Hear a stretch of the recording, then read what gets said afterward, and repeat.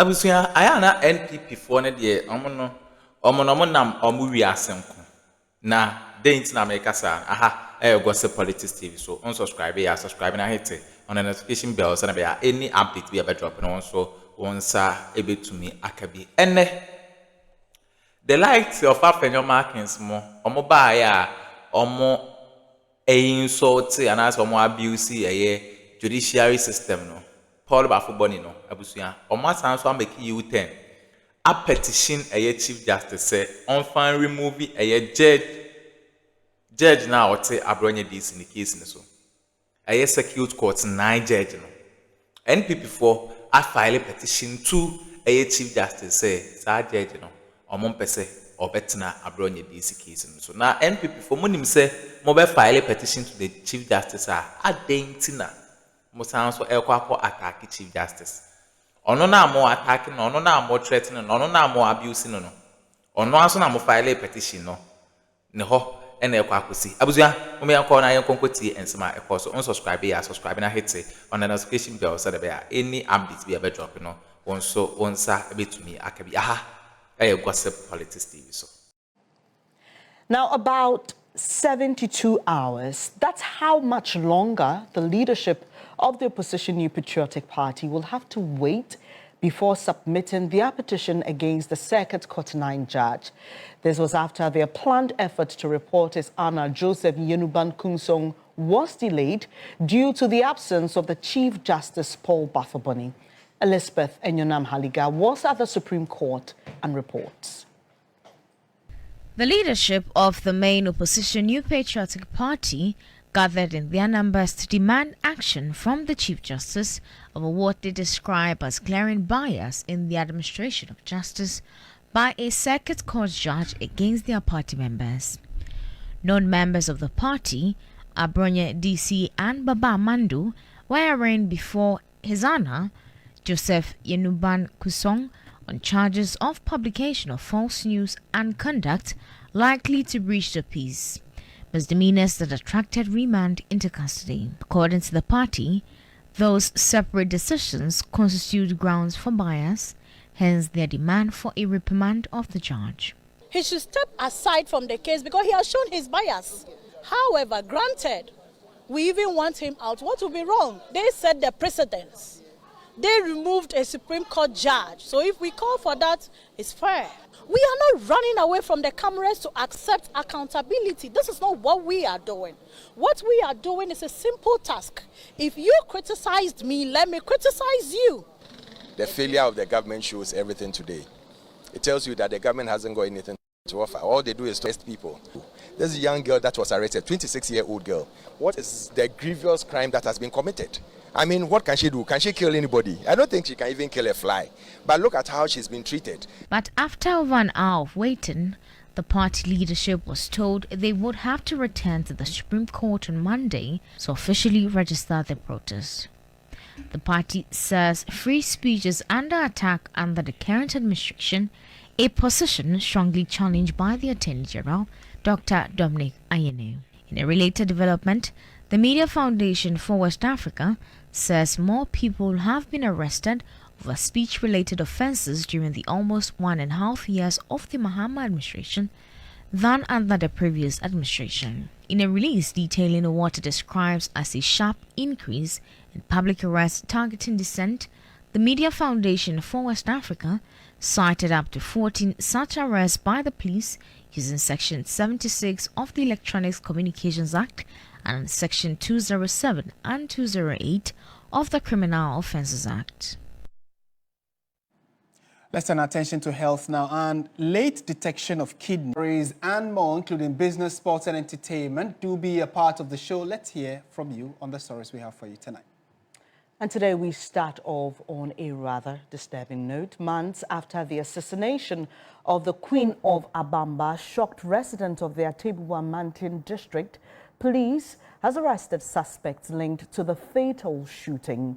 Investigators say sustained intelligence operations led officers to the hideout of the suspect accused of gunning down Nana Sewa Asama Kumajan at her residence in February. Stanley Nibleu has filed this report from Atebuwu in the Bono East region.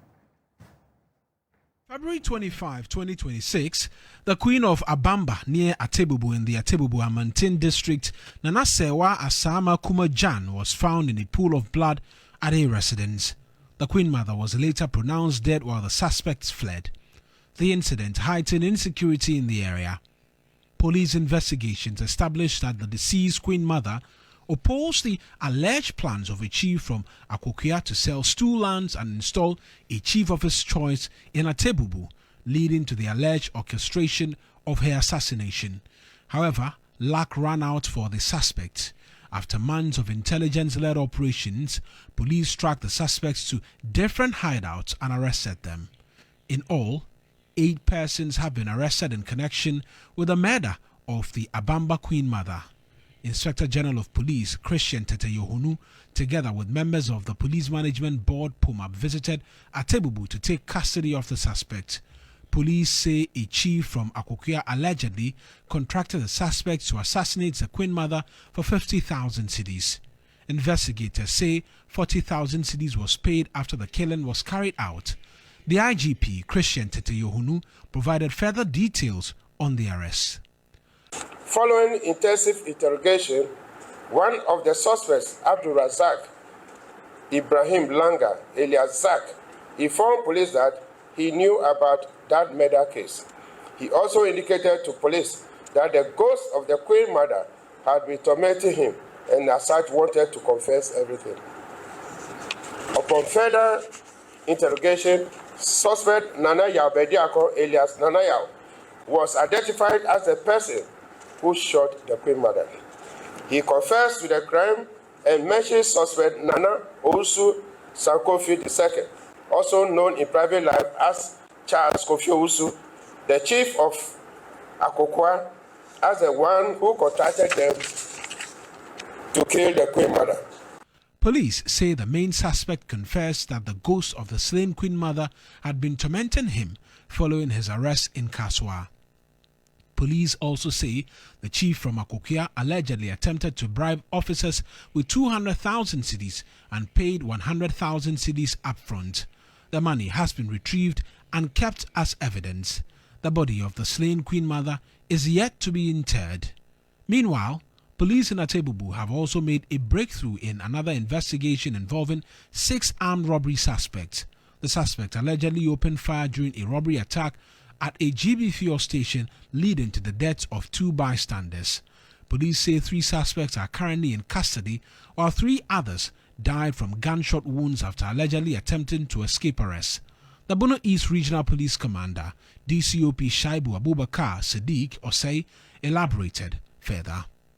The team also arrested 2 female suspects, Abibatu Sambu and Umaru Mahama, who are the wives of suspect Nuhu Audu, after they were named as the ones who kept the group's weapons after every robbery. He named suspect Nuhu Audu as the leader of the gang and Alhaji Gawo as the overall boss, who is the owner of the weapons used by the gang in the robberies, as well as the financier of various gangs in the area. The suspects are being transported to Accra for further investigations and prosecution. Let's go to Parliament now, and the Minority Caucus has warned that the government against introducing new taxes in the upcoming mid-year budget review. The minority insists that despite promises of economic recovery and a national reset, many Ghanaians are yet to feel any real improvement in their daily lives. Noble Crosby Annan reports. The Minority Caucus in Parliament says despite the government's promises of a national reset, many Ghanaians are yet to experience meaningful improvements in their daily lives. The caucus points to NHI's arrears, delays in school feeding grants, shortages of teaching materials, amongst others. Despite the NDC's promises of a national reset, basic service deliveries remains largely unchanged. The minority also raised concerns over rising youth unemployment, warning that the situation could become a national security threat if urgent action is not taken. Meanwhile, the caucus says it will strongly oppose any new taxes in the upcoming mid-year budget review. Ghanaian families are yet to feel tangible relief in their daily life. Where are the jobs? 2026 mid-year budget review. Should the government miss targets or seek to introduce new taxes, the minority will fiercely contest it. Responding to the minority's criticism over taxes, Majority Leader Mahama insisted the government has fulfilled its promise to abolish several taxes introduced under the previous administration. As for taxes, I'm sure you know that this government has abolished all the taxes that we promised to abolish when we come into office. So our record there is not in doubt. He acknowledged that youth unemployment remains a major challenge, but argued the situation is largely the result of accumulated economic difficulties inherited from the previous government. I do agree with you that a lot of work needs to be done in the area of creating employment. Many of those who are unemployed have left school for more than 8 years. So what you see today is not a creation of the last 1.5 years. But we have taken over the reins of government, and it is our responsibility to make sure that we fix the economy so that the economy will employ these young people. On the delay in the passage of the anti-LGBTQ bill after it was brought up by the minority, the Majority Leader explained that the delay in considering the legislation is linked to plans to introduce a community service bill. The anti-LGBTQ bill, despite strong bipartisan public support and the NDC's own campaign commitments, was not brought to a final vote in 2025. The minority finds this delay deeply troubling. We are prioritizing the community service bill so that immediately it is passed, then there's a basis for some amendments in the Family Values Bill to include community service as part of the penalties. Still some more stories now on News 360. Now, residents in the Savannah region are scrutinizing contractors working under the Big Push agenda. They are demanding nothing short of quality roads that meet timelines. As President Mahama commences his Reset in Ghana tour of the region, a key feature of his inspection includes monitoring the progress of work on government projects in his home region. Kamala Kluche has the following report. President John Mahama returned to his home region, Savannah, for the first time after several months. His Reset in Ghana tour offers an opportunity for him to bring the administration of state to the doorstep of the 16 regions. Thank you. I'm happy to see you. How are you? The first port of call was Sola, where he launched the basic science and technology and mathematics for the community schools. We've seen that when we put the really small paper inside the tomato, it turns to red. Then we kept the red inside, it didn't change. I'm on 2 wires, which the red is positive and the black is negative. Impressed with a display of engineering skills by the school children, the president took a dig at the previous administration's handling of STEM education. In the past, some government's idea of STEM was to build standalone STEM institutions. And so they built some STEM senior high schools. But the problem with those standalone STEM schools is that it gives access only to a village few. Our idea is to democratize STEM and decentralize it so that every child can have the opportunity to learn science, technology, engineering, and mathematics. Moments thereafter, he inspected and cut sod for the College of Education in Bole. The president then moved to cut sod for the 24-hour economy market in Bole that will have all amenities of modern markets. The Savannah region has one of the poorest roads in the country. the construction of the N12 remains a priority for the government under the Big Push agenda that is spearheading construction across the country in some 2,000 road projects. Na